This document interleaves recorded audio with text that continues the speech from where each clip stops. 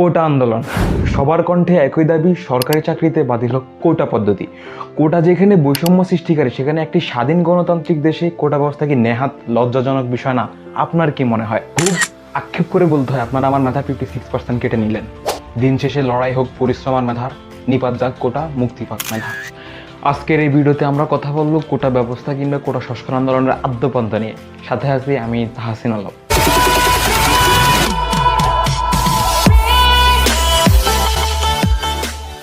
2018-এর কোটা সংস্কার আন্দোলন বাংলাদেশের সব ধরনের সরকারি চাকরির ক্ষেত্রে কোটার ভিত্তিতে নিয়োগের প্রচলিত ব্যবস্থার সংস্কারের দাবিতে সংগঠিত একটি সবচেয়ে বড় আন্দোলন। বাংলাদেশ স্বাধীন হওয়ার পর 1972 সালে প্রজাতন্ত্রের নির্বাহী আদেশে সরকারি চাকরিতে কোটা পদ্ধতি চালু করা হয়।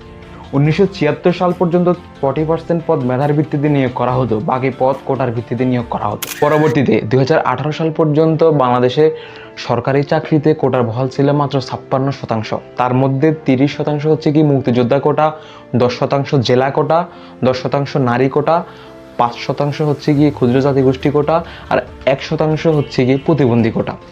ওই বছরই অর্থাৎ 2018 সালে কোটা সংস্কার করে 10% করার দাবিতে সাধারণ শিক্ষার্থী ও চাকরি প্রত্যাশীরা একটা সংগঠন তৈরি করে, সেটা হচ্ছে গিয়ে বাংলাদেশ সাধারণ ছাত্র অধিকার সংরক্ষণ পরিষদ। এর নেতৃত্বে জানুয়ারি থেকে ধারাবাহিকভাবে শিক্ষার্থীরা বিক্ষোভ মিছিল, অবরোধ গড়ে তোলে। লাগাতার আন্দোলন ও সাধারণ শিক্ষার্থীদের অংশগ্রহণের ফলে প্রথম ও দ্বিতীয় শ্রেণীর সরকারি চাকরিতে 46 বছর ধরে চলা কোটা ব্যবস্থা বাতিল করতে বাধ্য হয় বাংলাদেশ সরকার। এক পর্যায়ে 2024 সালের জুন মাসে বাংলাদেশ হাইকোর্ট বাতিলকৃত কোটা পুনরায় বহাল করে, যার ফলে বাংলাদেশের সর্বোচ্চরে কোটা আন্দোলন পুনরায় ছড়িয়ে পড়ে। সরকারি চাকরিতে কোটা বাতিলের দাবিতে আজও বিক্ষোভ হয়েছে বিভিন্ন শিক্ষা প্রতিষ্ঠানে। একটা সমাজের পশ্চাৎপদ জনগোষ্ঠীর জন্য অবশ্যই কোটা দরকার, কিন্তু তার মানে এটা না 100 জনের মধ্যে 56 জনই কোটাধারী হবে, তাহলে সাধারণ মানুষ কোথায় যাবে? এখানে হচ্ছে মুসলিম মানুষের স্বার্থের জন্য আমাদের লাখো লাখো মেধাবীর সাথে অন্যায় করা হয়েছে। এখানে এই যে মেধাবীরা দিন রাত পড়াশোনা করেও চাকরি পাচ্ছে না, তাদের উপরে 56% কোটা চাপাই দিয়া শুধু তাদের তৃতীয় প্রজন্ম চতুর্থ প্রজন্ম যদি জাতির কাছে আবার বৈষম্যের দিকটি তুলে ধরে, তাহলে তাদের থেকে আমরা কি নিব? এই কোটা পদ্ধতি যদি বাতিল যখন না করে। কোটা সংস্কার আন্দোলন শুধুমাত্র কোটার বিরুদ্ধে মেধার আন্দোলন না, এটা হচ্ছে কি বেকারত্বের ডাল চাল ভাতের। শুধুমাত্র 30% মুক্তিযোদ্ধা কোটা না, সব ধরনের কোটাকে সংস্কার করা প্রয়োজন, যেটা এখন সময়ের দাবি। যেখানে সংবিধানের 19, 29(1), 29(2) অনুচ্ছেদে বলা হয়েছে দেশের সকল নাগরিকগণ সরকারি চাকরির ক্ষেত্রে সমান সুযোগ সুবিধা ভোগ করবেন, সেইখানে 56% কোটা বহালের দাবি কি মুক্তিযুদ্ধ তথা সংবিধানের আদর্শের সাথে সাংঘর্ষিক কিনা? আপনার কি মনে হয়?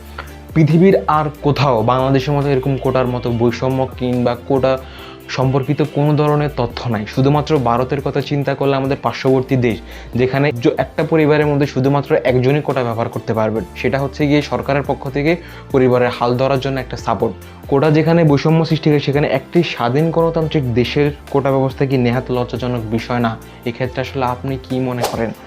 সম্প্রতি যেখানে বাংলাদেশের রেলওয়ে পোষ্য কোটার তাণ্ডবে 18 কোটি জনগণের মধ্যে মাত্র 3 জন সরকারি চাকরি পায়, সেখানে আমি আপনি আমাদের মতো সাধারণ শিক্ষার্থীরা বেকার হয়ে ঘুরবে না তো কি করবে? বেকারের পরিস্থিতি তো আকাশচুম্বী হবে। বিবিএস এর তথ্য মতো যদি আমরা একটু চিন্তা করি, মোট বেকারের সংখ্যা হচ্ছে গিয়ে 23,50,000। তার মধ্যে পুরো বেকারত্বের 12% হচ্ছে গিয়ে উচ্চশিক্ষিত। কোটার বিরুদ্ধে এই আন্দোলন গণজোয়ার শুধুমাত্র মুক্তিযোদ্ধা কোটায় নয়, সব ধরনের কোটা বাতিল কিংবা সংস্কার করে ন্যায্য সুযোগ সুবিধা বহালের জন্য আন্দোলন। পরীক্ষায় প্রথম হয়েও সরকারি চাকরি না পাওয়া যুবকটি জানে মগজ ভর্তি মেধা নিয়েও শূন্য পকেটের দায়ে কেন রাস্তায় স্লোগান দিতে হয়। দিনের পর দিন গ্র্যাজুয়েশন কমপ্লিট করা একজন শিক্ষার্থী যখন দেখে কোটার জন্য সে কাঙ্ক্ষিত লক্ষ্যে পৌঁছাতে পারে না, তখন সে আত্মহত্যার মতো ভয়ানক পরিস্থিতি বা সিদ্ধান্ত গ্রহণ করে, যেটা তার জন্য খুবই অস্থিতিশীল। পরিশেষে বলতে হয়, স্বাধীন গণতান্ত্রিক রাষ্ট্রিক কোটার মতো বৈষম্য সমাজের সর্বোচ্চ পর্যায় থেকে বিলুপ্ত করে একটি স্থিতিশীল পরিস্থিতি তৈরি করা হোক, যেখানে মেধার মূল্যায়ন হবে। খুব আক্ষেপ করে বলতে হয়, আপনারা আমার মেধার 56% কেটে নেবেন না।